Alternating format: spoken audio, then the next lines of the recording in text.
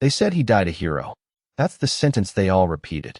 The officer with too many medals and no soul behind his salute.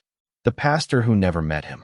Even the president's letter, folded crisp, handed to me like a receipt for a life, used the same word, hero. But no one looked me in the eye when they said it. The funeral was military perfect. 21-gun salute. Folded flag placed in my shaking hands. His uniform pressed tighter than his mother used to do when he was in high school ROTC. They said he died in combat, leading his unit through enemy fire, saving 3 men. A sniper, they said. Quick, clean, just bad luck. But I raised him. I trained him. I wore the same damn boots before he did. And I know what combat death looks like. His body told a different story. They wouldn't let me see him right away. Said it was too much. Said he was damaged. But I insisted. Raised hell until they gave in. And there it was. Not the boy I raised. A shell. Face shattered, like he'd taken the barrel point blank. Not from a rooftop sniper. From someone close. Real close. Something in me broke that day. And something else woke up. I had buried my wife just 3 years earlier. Cancer. That left just me and Luke. He joined the army to make me proud. Said he wanted to follow in my footsteps. I told him not to. Told him the world didn't need more broken men. But he smiled like he always did and said, I'll come back. Better than you ever were. And now here I was, with a folded flag and a coffin too light for what it was supposed to carry. After the funeral, I sat alone in the house. His room untouched. His medals on the wall. And then I heard it, his phone. Still turned on, somehow. I hadn't noticed it in the box of his effects. One voicemail. One unread voicemail. It was from the night before he died. I played it. Dad, something's wrong. I can't talk long. We're in country, but something's off. They're making us do things. I think we're not supposed to come back. If anything happens to me, don't believe the official story. Find Roach. He knows. Roach. That name punched the air out of my lungs. He served under me. Back in Kandahar, 2003. Smart. Unstable. A ghost since discharge. If Luke knew him, if Roach was in his unit, then none of this was random. None of this was clean. They'd lied. I had spent my whole life serving the flag. And now, that flag was hiding the blood of my son. I didn't cry. I didn't scream. I just packed a bag. This wasn't grief anymore. It was war. I hadn't heard Roach's name in over a decade. He was a shadow even back then. Paranoid, brilliant, lethal. The kind of soldier they use when they don't want questions asked. When we were in Kandahar, Roach was in Black Ops before they called it that. He was the guy who volunteered for missions that didn't exist, missions that ended with silence and sealed files. And then, one day he vanished. Discharged on a psych eval. Off the grid. I figured he was either dead or somewhere deep in a jungle, making war on something no one talks about. Now Luke was dead, and his last message was to find Roach. That wasn't coincidence. That was a breadcrumb. I started where I always start, with the people who owe me. I drove 8 hours to Fort Bragg, used an old contact at the personnel office. He owed me from a situation that never made it into the records. I showed him Luke's name and Roach's, and I watched his face drain. You don't want to go down this road, Colonel, he whispered. Then give me the map, I said. What he gave me wasn't much. A redacted personnel sheet. No rank. No division. Just an alias, Roach, and a last known deployment, Northern Syria. Attached to a unit that officially didn't exist, Task Force 77. But here's the thing, I knew that name. Because I built that unit. Long ago, when the war was still young and stupid, and we thought we could change things with guns and guts, I helped form Task Force 77. Black Ops. Deep insertion. No press. No oversight. We were gods with rifles. And now, my son had died under the same banner. I drove to Luke's base, Fort Pendleton. Told them I needed access to his personal effects. Pulled my retired colonel status. Threw around my service medals like they still meant something. They stalled, stonewalled, and lied. But I got in. His locker was clean. Too clean. No photos, no letters. Like someone wiped his life before they shipped the body. But buried at the bottom of a duffel bag, tucked under his spare boots, I found a flash drive. It wasn't labeled. I plugged it into my laptop in a motel room off base. No signal, no Wi-Fi, just isolation. The drive had one video file. Night vision. Helmet cam. Timestamped 2 days before Luke died. I pressed play. The screen shook with movement. Luke's voice panting into the mic. They're not insurgents. These aren't enemy combatants. These are civilians. Unarmed. Gunfire in the background. Screams. The cam shifted to reveal a village burning. Then a soldier in full gear turned to face Luke. His name tag was blurred by dust and blood, but his voice was clear. You record 1 more second, and I'll put you down myself. It wasn't the threat that chilled me. It was the voice. I knew that voice. Captain Will Harlan. Another ghost from my past. Harlan served under Roach. One of his protégés. Quick to violence. Loyal to no one. He was dishonorably discharged in 2011 after an incident in Pakistan that never made the news. And now he was back, wearing a uniform that didn't exist, running missions with my son. I paused the video and stared at the screen. Luke had stumbled into a cover-up. Worse, he'd tried to expose it. And someone made sure he wouldn't. I called every number I had. Old field agents. Intel rats. Quiet voices in loud places. Most were scared. Some hung up. But one gave me something useful. Roach's last known location was in a town outside El Paso. Names changed. Lives in a trailer. Paranoid as hell. You show up armed, he'll kill you. I smiled. Good. I packed my Glock, 3 clips, and a photo of Luke in his dress blues. Then I hit the road. El Paso was dust and heat and regret. I found the trailer at the edge of nowhere, half swallowed by desert. Satellite dishes jutted out like tumors. Cameras on every corner. Movement sensors buried beneath gravel. I parked 200 feet out. Got out slow. Hands up. No sudden moves. The door creaked open. A rifle aimed at my chest. And there he was. Roach. Aged, lean, eyes still twitching like they were watching a battlefield no one else could see. You should have stayed gone, Colonel. I didn't blink. You served with my son. Luke Callahan. He's dead. He didn't flinch. But his rifle lowered half an inch. That boy was brave. Stupid, but brave. I took 1 step forward. He mentioned you. Said you knew the truth. Roach looked past me. Into the horizon. Like he was remembering things that scraped the soul raw. They didn't want him talking.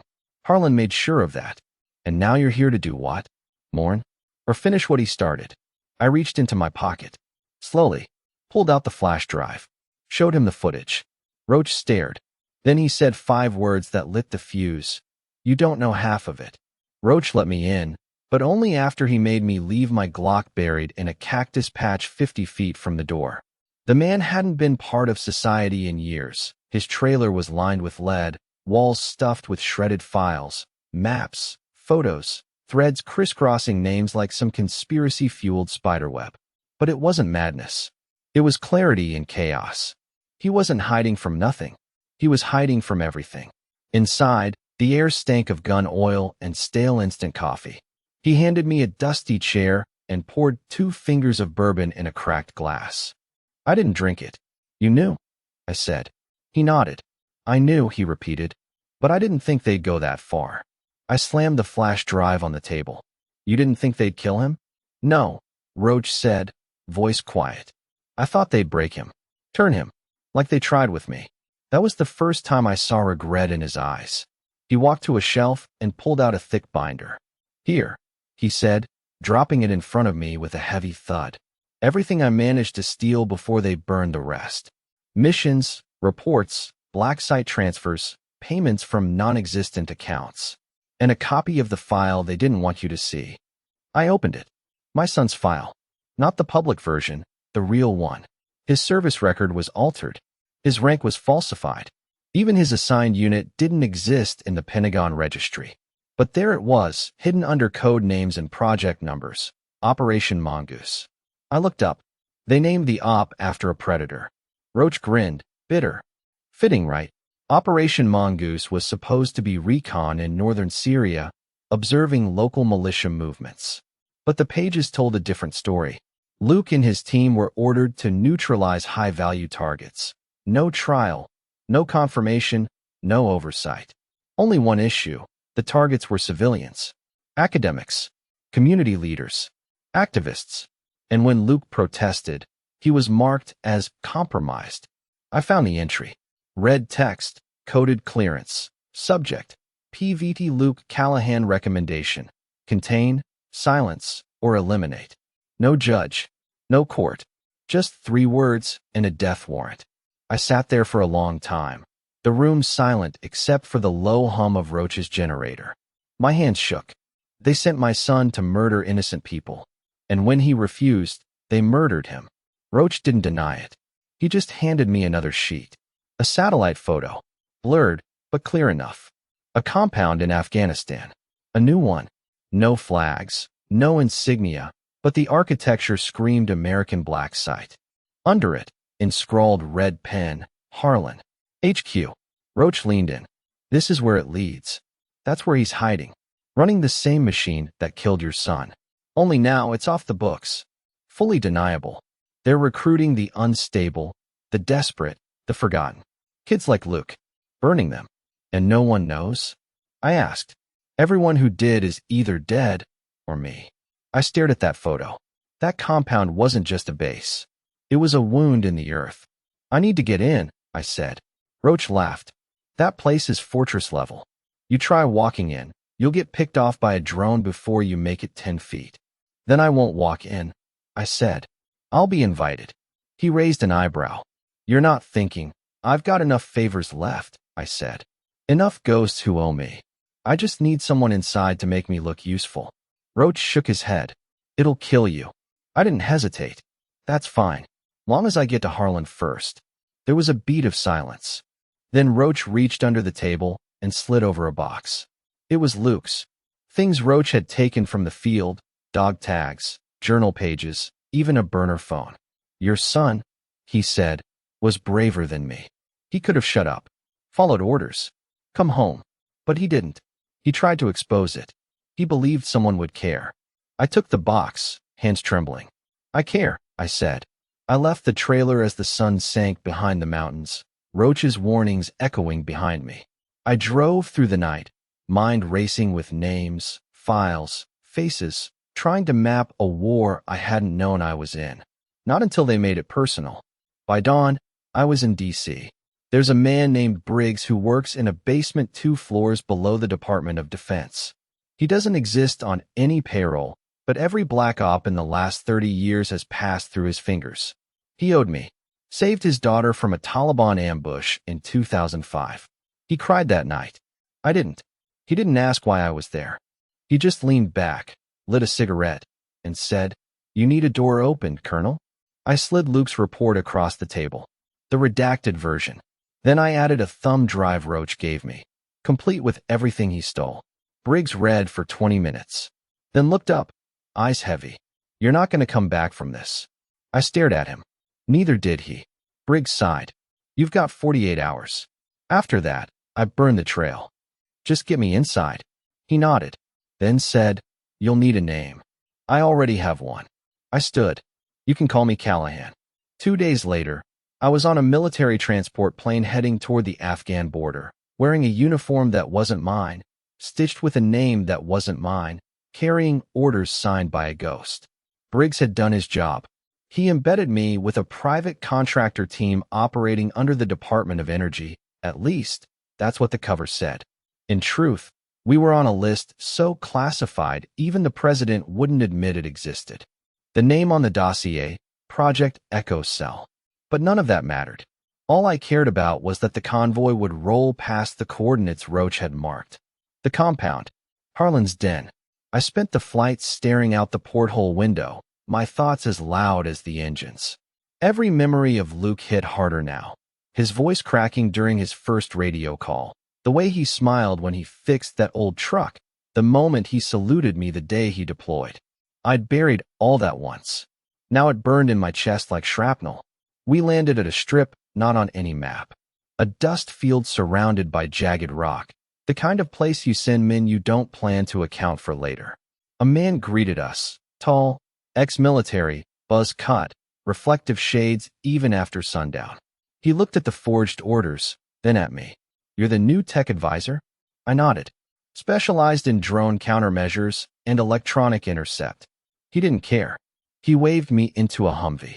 We drove through the night, past villages stripped of color, past landscapes that looked like Mars, until we reached it. The compound. From the outside, it looked like an oil refinery. Steel towers, floodlights, chain-link fences. But the real operations were buried deep underground. That's where men like Harlan operate, from shadows, behind locked doors, using silence as a weapon. Inside, everything was sterile. Halls painted government gray, armed guards at every corner. Rooms marked with vague names, containment, decompression, processing. But what caught my eye was the wall of faces. They were recruitment files. Photos of young men, barely out of high school, some smiling, some stone-faced, all stamped with serial numbers. I found Luke's. File 447C. No name, no rank, just a barcode. I kept moving, fists clenched. Eventually, I was taken to a command center. Glass walls, glowing screens, satellite feeds blinking like stars. And there, standing in front of it all, was the man I came to kill. Captain Will Harlan. He looked exactly the same, like someone who stopped aging when he stopped caring. Calm, cold, the kind of face that plans massacres like they're math problems. Callahan, he said, like he was tasting the name. Didn't expect your kind back in the game. I gave a small nod. Didn't expect to be. Heard there's still work that matters. He smiled, but there was something in his eyes. A flicker. Maybe recognition. Maybe just suspicion. Men like Harlan are always calculating. He walked me through their setup, told me about the new threat theater, the shift from traditional warfare to information dominance and surgical denial. I knew what that meant. Assassinations, disguised as policy. When we reached the briefing room, he showed me their current operation, targeting a so-called insurgent network in the mountains. But the names on the list? I recognized one. Dr. Safia Al-Kazemi. She was no insurgent. She ran a school, an aid worker. She'd once saved 2 of my men during a mortar strike. And now they'd labeled her a threat because she criticized NATO's occupation. Luke would have protected her, and that made her a target. I played along, sat through the briefing, took notes, nodded when expected. But inside, something snapped tighter with every lie they told. That night, in the bunk they gave me, I accessed the internal server using credentials Roach provided. I found the footage they erased. Luke's final mission wasn't a firefight. It was a setup.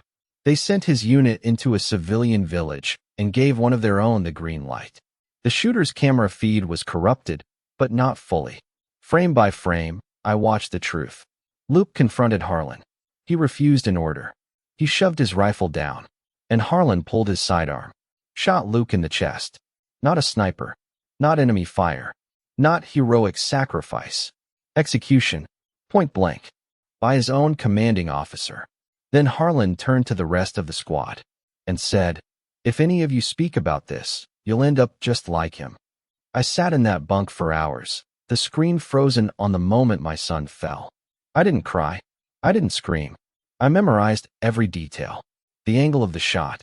The expression on Harlan's face. The timestamp, 3:12 a.m. When the blood hit the dirt, my war began. I backed out of the system, erased my trail, and slid the USB into a pouch strapped to my ankle.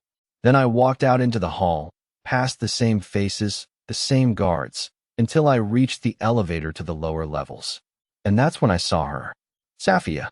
Alive, but restrained. Locked behind a cell door marked non-compliant asset. She looked up. Our eyes met. Recognition. And then fear. Not of me, but of what I was walking into. Before I could speak, a voice buzzed over the PA system. Callahan. Report to debrief. Now. My cover was wearing thin. Time was running out.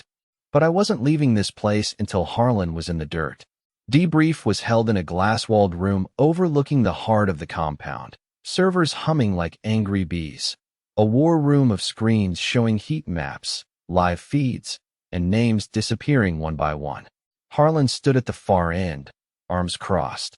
Eyes locked on me like a hunter deciding whether to pull the trigger. "Interesting resume you've got, Callahan," he said without turning around. Seems like you went dark for a few years. I kept my voice level. Got tired of carrying coffins for men who never mattered. He turned, lips curling into a faint smile. Fair enough. We sat. The lights dimmed. 2 other men entered, high-clearance types. They looked at me the way handlers look at dogs they haven't decided to trust. Before we moved forward, Harlan said, "We like to vet our people a little deeper." He placed a folder in front of me. It had my real name on it, Colonel Thomas Callahan. My pulse didn't spike. My face didn't flinch. I stared straight ahead. "You thought we didn't know?" Harlan said. "You trained half the ghosts still walking.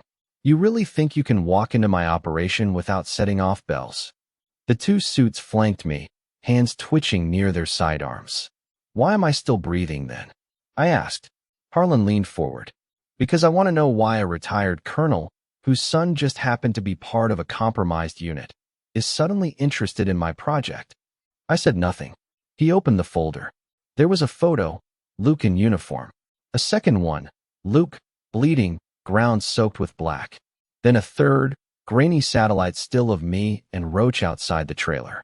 "You're not here for recon," Harlan said. "You're here for revenge."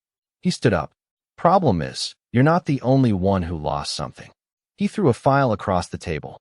Inside were photos of dead agents, real ones, executed, dumped, and all of them were connected to Roach. "I don't know what lies he fed you," Harlan said, "but that man is poison. He was the one who trained Luke's unit. He taught them the tactics they used. He designed Operation Mongoose. Luke went rogue because of him." I stared at the file. Not because I believed it, but because Harlan believed I might. "I don't trust Roach," I said. "I came to see if the rot went deeper. Looks like it does." That earned me a pause. Then Harlan waved the others off. "Walk with me." We moved through the lower levels. Surveillance corridors. Data vaults. A concrete nerve center that could operate without sunlight for years. He stopped at a door labeled Archive D7, Red Zone. Inside was a furnace. A literal incinerator. Stacks of boxes.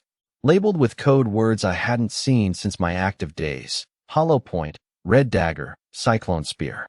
Entire operations that had officially never happened. And in the corner, still untouched, was a file box marked L.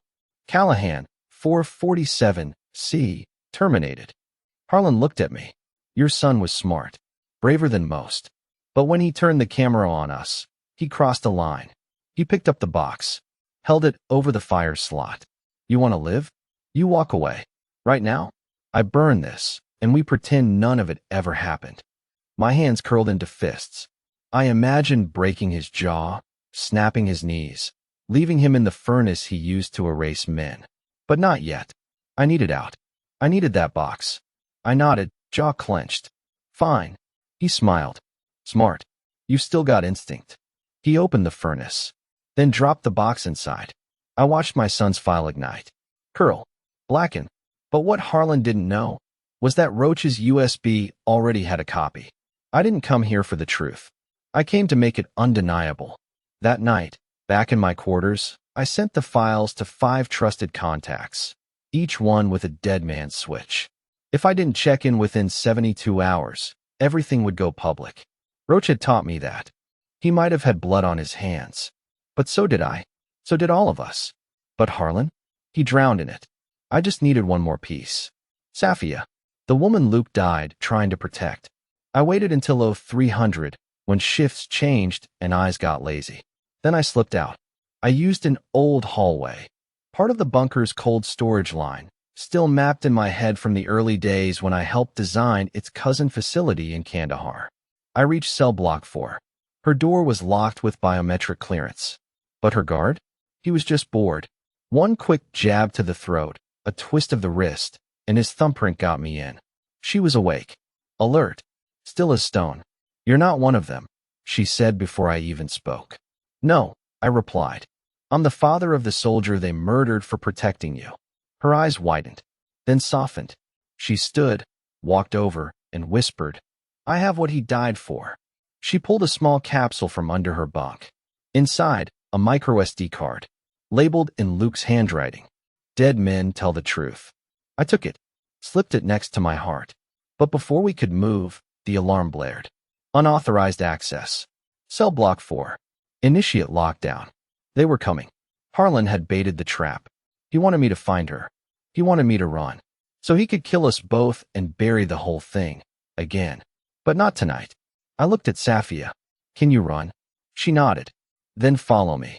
We stepped into the corridor, alarms howling, red lights flashing like blood on steel. And I knew, in that moment, this was no longer about revenge. It was about finishing what my son started.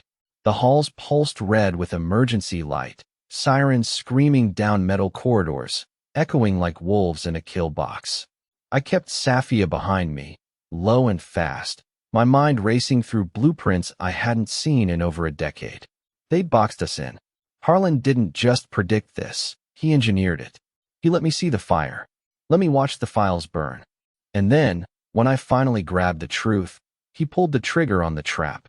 Classic counterintelligence tactic. Confirm the leak, control the fallout. Problem was, I wasn't the same man they trained.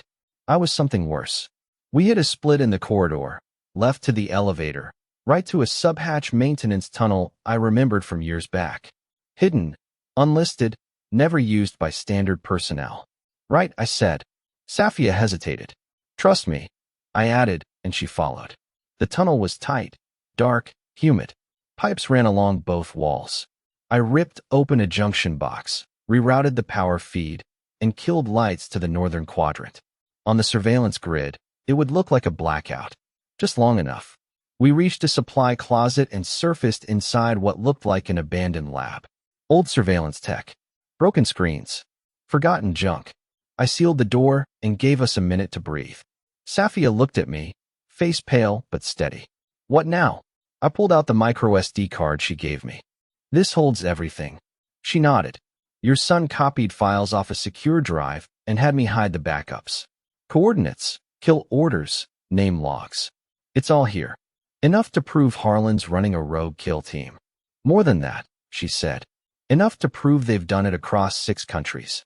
3 administrations. There are civilian deaths that never made the news.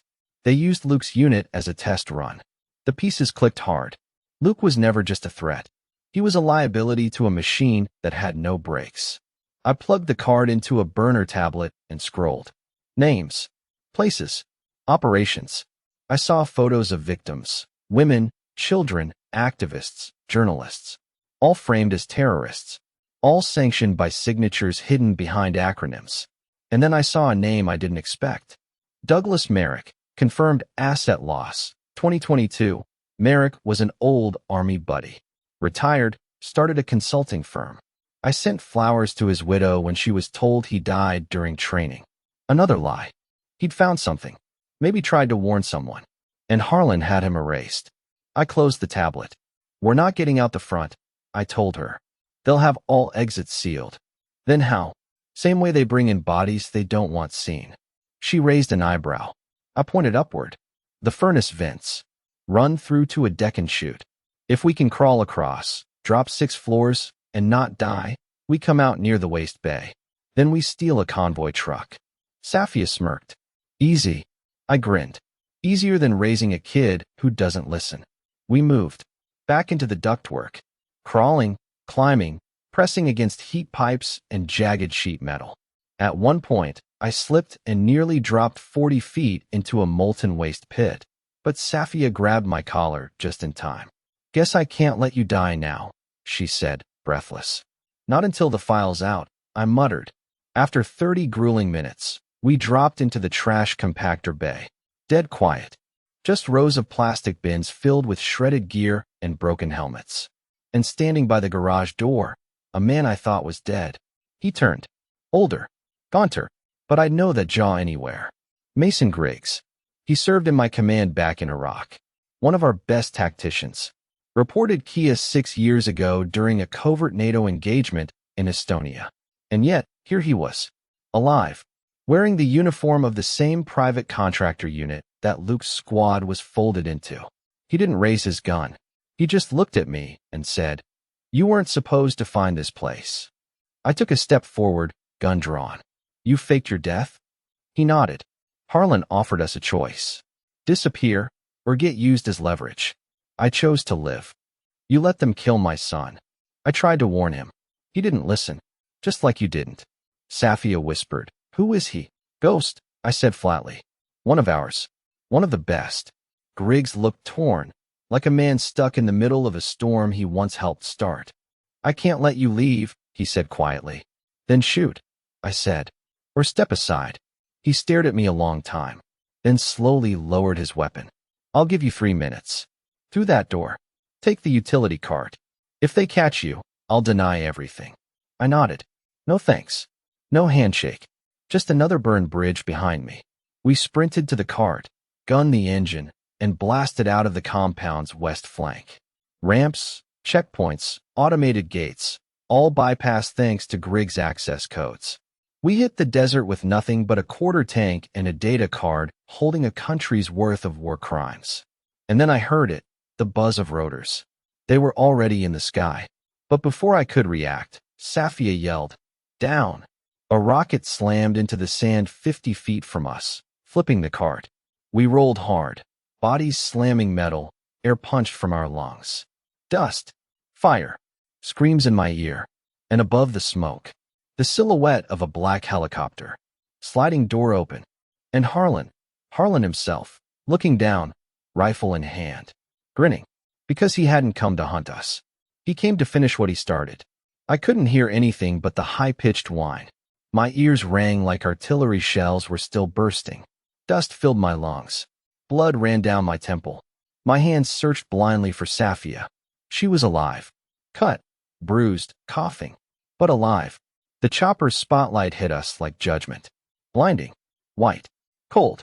Harlan didn't shout commands. He didn't warn us. He just raised the rifle and aimed it straight at me. I rolled and pulled Safia down just as the first shot cracked past my head. Concrete behind us shattered. We scrambled behind the overturned cart, using it as makeshift cover. I checked my pistol, 1 mag, half spent. No rifle. No backup. No reinforcements. And Harlan had air superiority. He wasn't playing anymore. This was a cleanup op, stay down. I yelled over the roar. Another shot. The engine block of the cart exploded, spraying shrapnel. My left arm went numb. Glancing hit, lucky. Then I heard it. A second sound. Familiar. Heavier. A different pitch in the rotors. Another helicopter. Only this one wasn't his. It came from the west, low and fast. No lights. No insignia. And as it crested the ridge, the door slid open. Roach. Laughing like a lunatic, leaning out with a mounted LMG. Hey Harlan, remember me? He opened fire. Tracer rounds ripped through the air like red lightning. Harlan's bird peeled hard to the left, evasive maneuvers, engine screaming.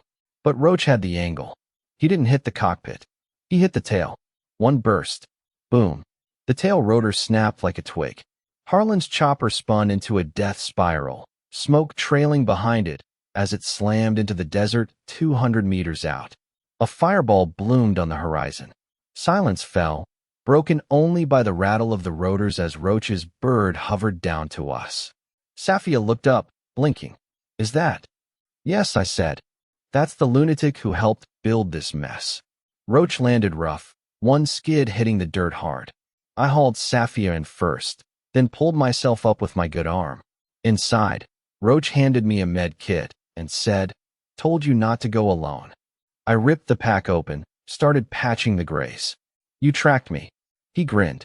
Nope. Tracked them. They've been following you since DC. I just followed the noise. We lifted off. Behind us, Harlan's wreckage burned in the dark. But I wasn't convinced it was over. Roach flew low, staying off radar, weaving through canyons like a bat out of hell.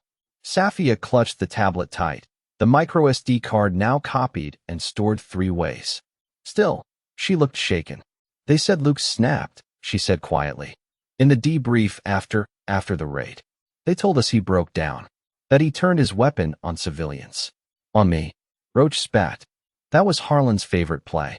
Make the dead the villain. It buries the truth. I looked at her. You knew better. She nodded. I was in the room when it happened. He refused to shoot a child. Just a kid with a camera. Harlan wanted witnesses erased. Luke said no. That was it. I closed my eyes. That was my son. People say everyone's got a breaking point. Luke's was pulling the trigger on someone innocent. Mine, watching him get buried as a traitor. We landed in a no-name safe house outside Karachi. Roach had contacts here, former assets, smugglers turned patriots, people who'd seen too much to stay loyal. Inside, we went to work. Safia uploaded the files to 3 secure servers. I called Briggs. "You alive?" he asked. "For now," I said. "You better make it count. That file you sent? It's thermonuclear. You drop that in public, half of Congress catches fire. The President's Security Council already flagged it. You've got maybe 12 hours before they start erasing you. Let them try." I hung up. Roach handed me an old folder. "You're gonna want this." Inside were photos of Luke's unit, before Mongoose. Smiling. Training. Alive. Then a different set. Autopsy reports. All of them were dead. All labeled as compromised or unfit. And every one of them was killed by friendly fire or training accidents. I scanned down the list and froze. One name wasn't marked deceased. PFC Travis Wen. I remembered him. Young. Quiet. Always at Luke's shoulder.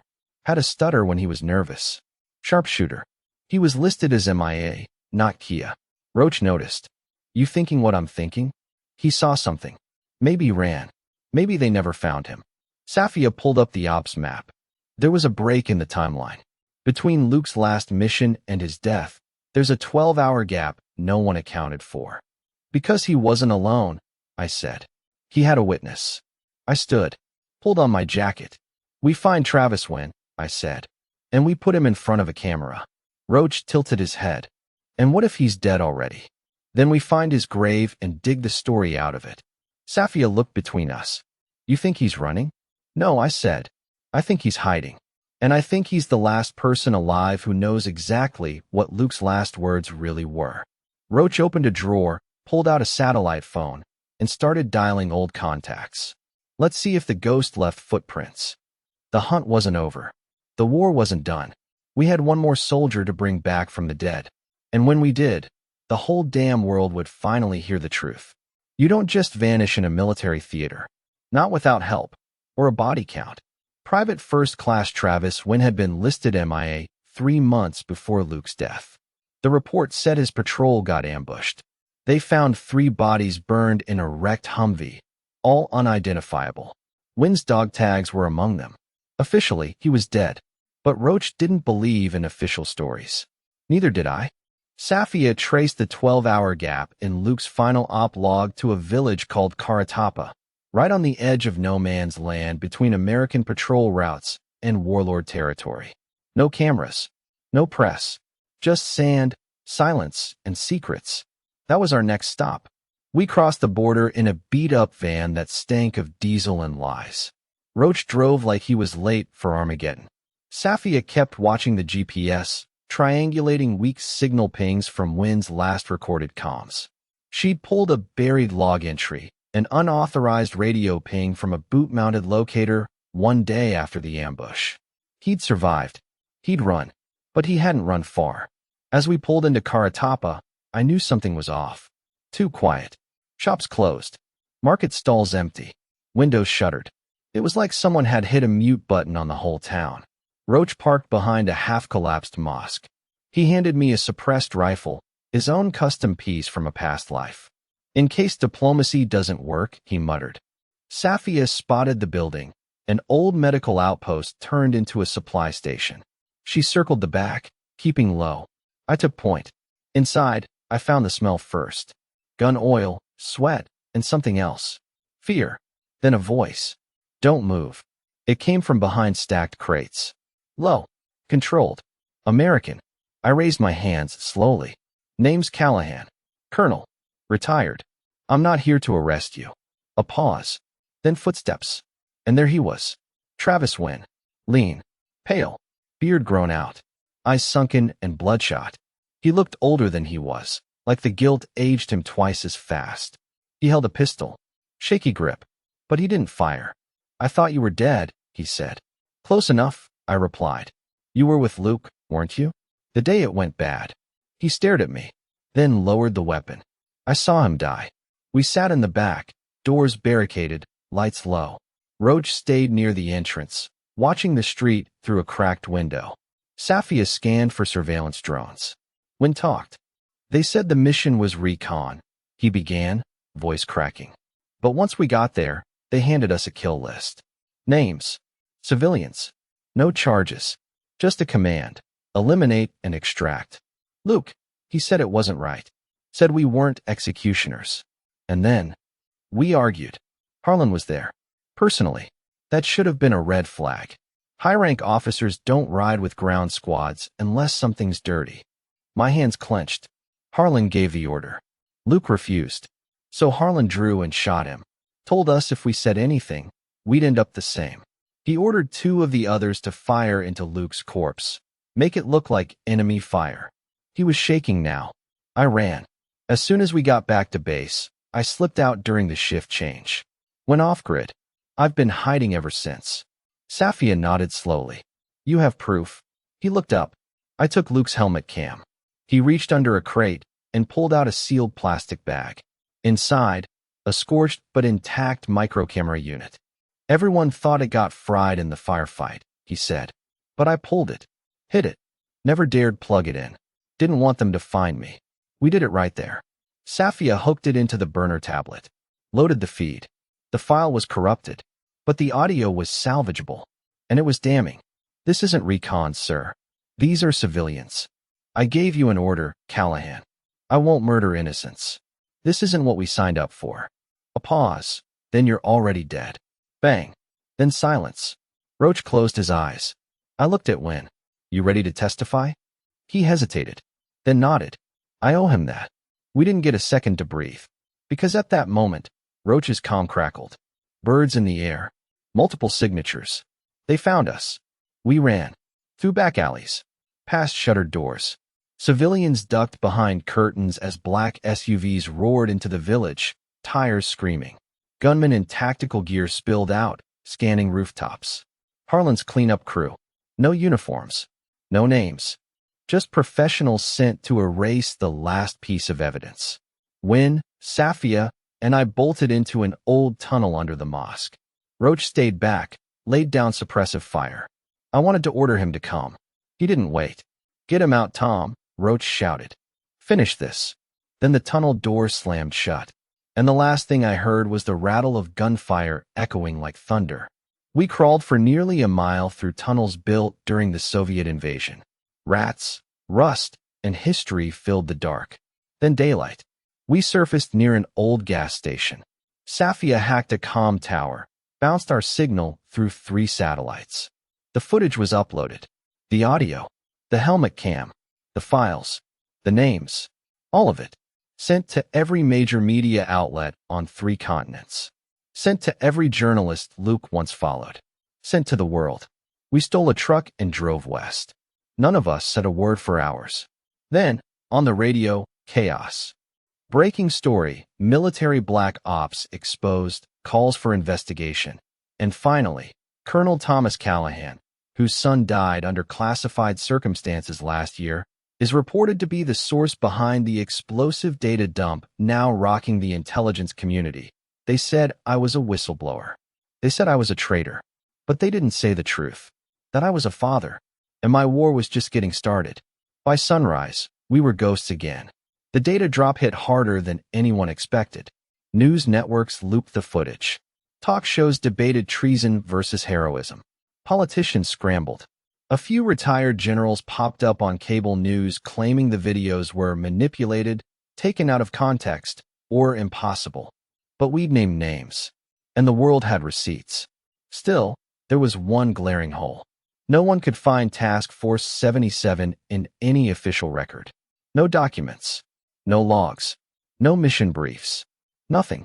It was as if the unit that trained Luke, that killed for Harlan, that buried Wynn's squad, never existed. Even the Defense Department claimed the title had been retired after 2006, which meant someone high up had wiped the slate, burned every trace, buried it all under layers of deniable assets and shell programs. But they made one mistake. They left me alive. We were holed up in a remote village on the Turkish border now, half deserted, barely lit. Wynn was inside, finally sleeping. Safia monitored comms on a secured laptop. I stood outside with a borrowed rifle, scanning the horizon. Then a buzz in my jacket pocket. Encrypted message. Unknown sender. You want 77? Come to Prague. Bring the footage. Come alone. Attached was a single name, Cassandra Voss. I hadn't heard that name in 15 years. She was CIA, analyst turned field operator. Ran data ops for missions that never officially took place. She worked inside black programs, including the early drafts of Task Force 77. She also disappeared the day before a Senate inquiry into overseas torture allegations. No one heard from her again. Until now. I looked at Safia. You good holding this down? She nodded. Roach gave me enough paranoia to make it through 10 sieges. Don't let anyone near Wynn. Not until I get back. She narrowed her eyes. You trust this? No, I said. But I need what she knows. Prague was cold, gray, and exactly the kind of place you go to meet someone who doesn't want to be found. The coordinates led me to an abandoned textile mill outside the city. 3 stories of concrete rot and broken windows. I entered through the side, checked for traps, triggers, and tailors. None. Voss was waiting in a long coat, scarf tied around her jaw, eyes shielded by tinted glasses. You look like hell, she said. I didn't smile. You don't. She handed me a file. Not digital. Not scanned. Real paper. Photocopied and bound. 77, Omega Framework. Where did this come from? I asked. She didn't answer right away. Then, I built it. I flipped through the pages. It wasn't just Luke's unit. It was a network, contractors, PSYOPs agents, black sites, handlers, media manipulators. Task Force 77 was only the field team. Behind them were layers of deception. A full-blown shadow command. Who's running it now? She hesitated, then pointed to the last page. One name. Redacted. But a code name visible. Cicero. Higher than Harlan? I asked. Way higher, she said. Harlan was a tool. Cicero built the system. I looked up. Why now? Because I watched your son's death on a screen. And I kept quiet. But then I saw you walk into the fire. And I figured if a father's willing to take on the whole goddamn machine, maybe it's time someone gave him a match. I studied her. I don't need pity. You don't have it, she said. You have leverage. She handed me a burner drive. Every ops location. Every operative. Every handler. All traceable. But only for 72 hours before they start shifting positions. Then I better move fast. As I turned to leave, she said, be careful. Cicero doesn't send hit squads. He sends policy. I left Prague the next morning. By the time I crossed into safe airspace, news had shifted again. Roach was dead. Not officially. Not publicly. But my channels confirmed it. Sniper hit. Clean. No witnesses. No evidence. They were sending a message. One by one, they were killing anyone tied to the leak. And we were next. I got back to the safe house by nightfall. Wynn was quiet, eyes bloodshot. He'd seen the reports. I thought it would feel like justice, he said. But it just feels like the next bullets for me. It might be, I said. But not before we finish this. Safia handed me the drive. She'd been busy. Mapped every connection in the Cicero network. Shell companies, offshore accounts, transport logs.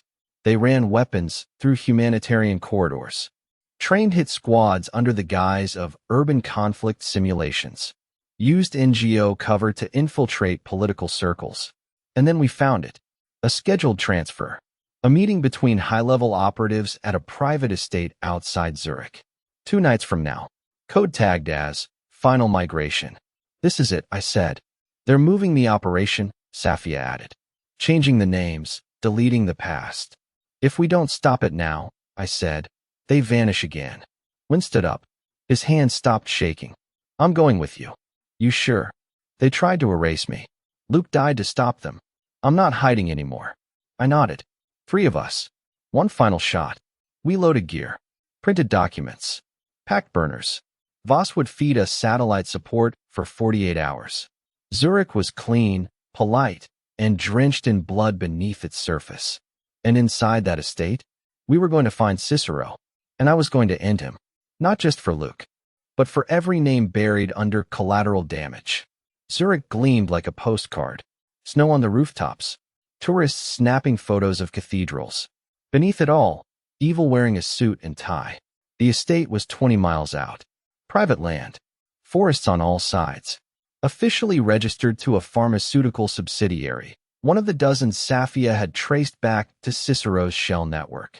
A wellness summit was the cover. Attendees, former generals, ex-CIA handlers, private security tycoons. People who disappear people.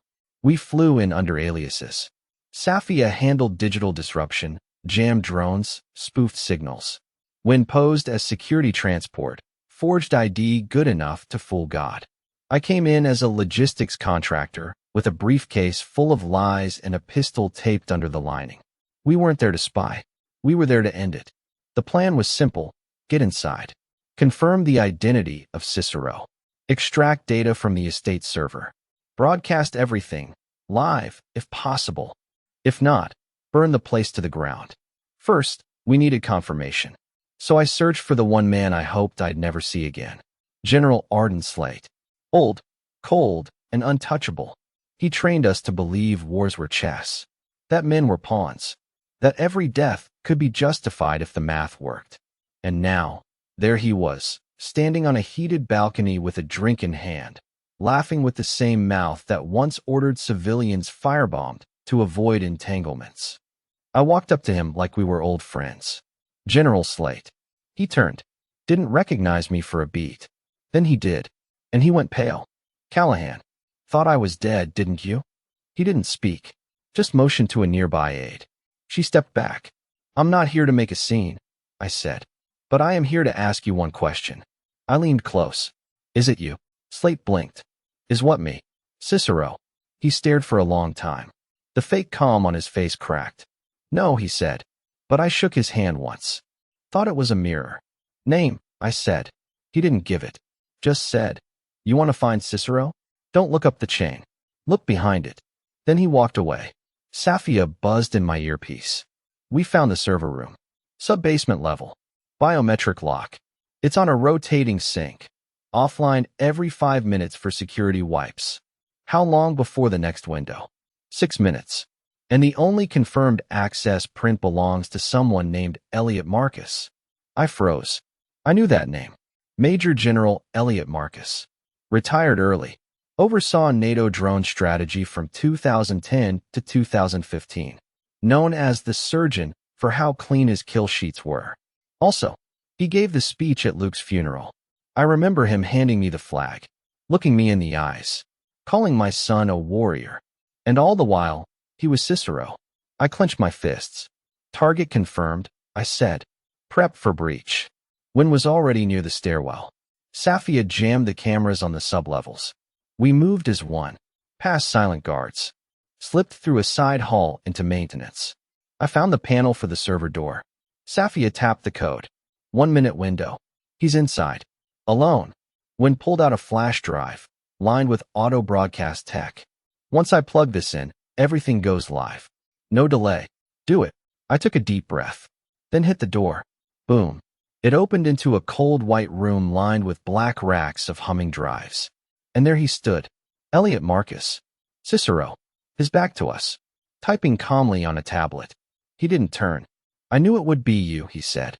I watched you salute my son's coffin, I growled. He turned. Calm. Thin. Unbothered. Your son was a variable, he said. A soft heart in a hard machine. He was a soldier. You made him a target. Marcus didn't flinch. I made him a test. One you failed. He held up a key fob and pressed it. Instantly, the lights flickered. Lockdown engaged.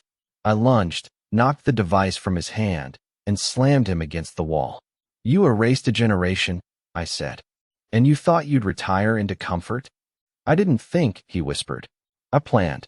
When plugged in the drive, screens lit up.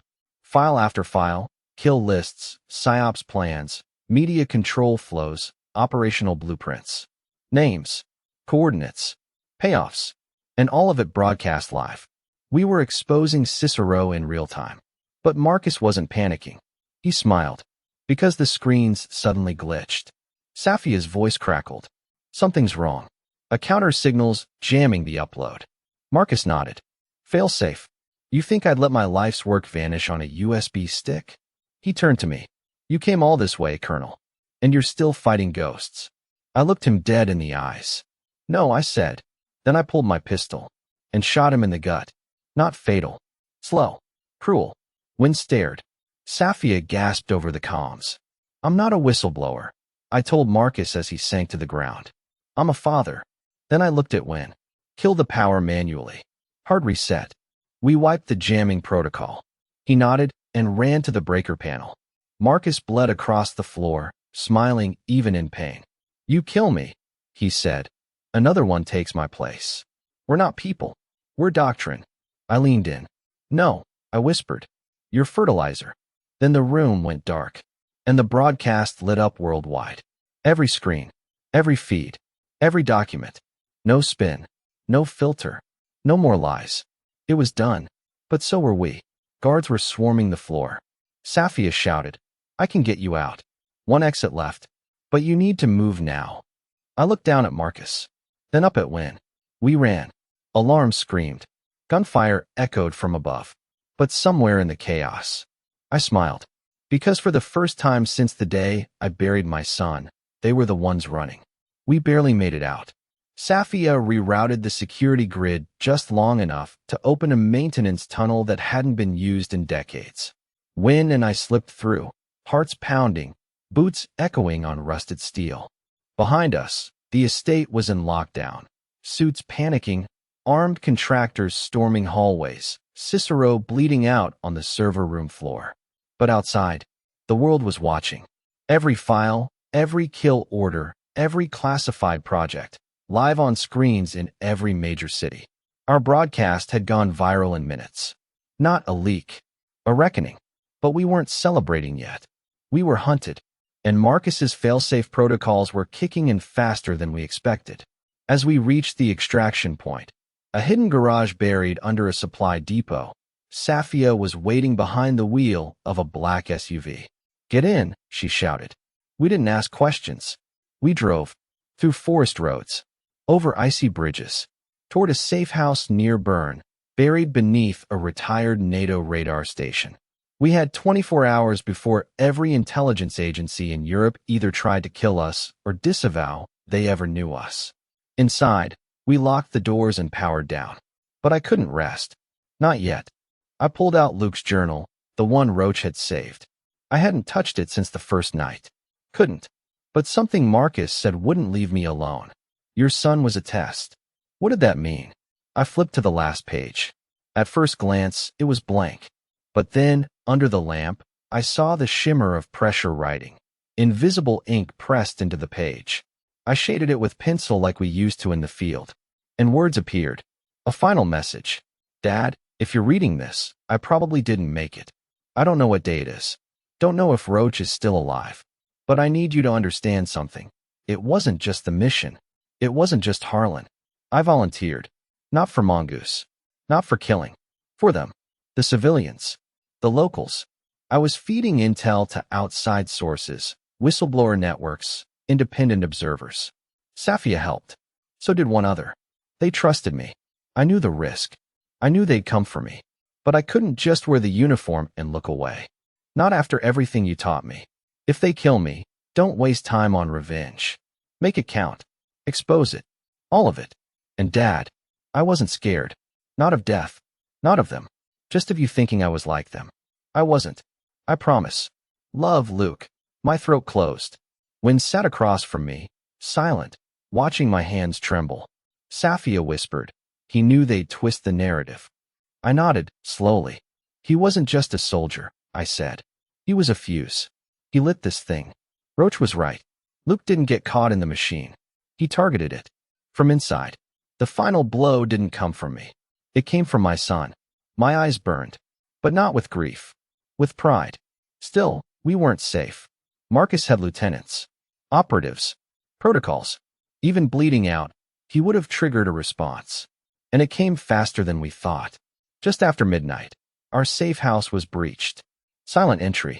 No warning. Safia's alarm tripped. We scattered. Gunfire erupted in the halls, suppressors clicking like cold teeth. Wind covered our exit, hit two of them with double taps. I grabbed the journal, the drives, the last backups. Safia shouted, "EMP grenade. Go." She tossed it. The blast fried our systems, but also theirs. Darkness. Then running. We reached the exit tunnel, but Wing got clipped, shoulder, clean through. He gritted his teeth, kept moving. We left a trail of blood through the snow. Outside, an extraction team was waiting, sent by Voss. Black SUV. No plates. No questions. We drove toward the Swiss border in silence.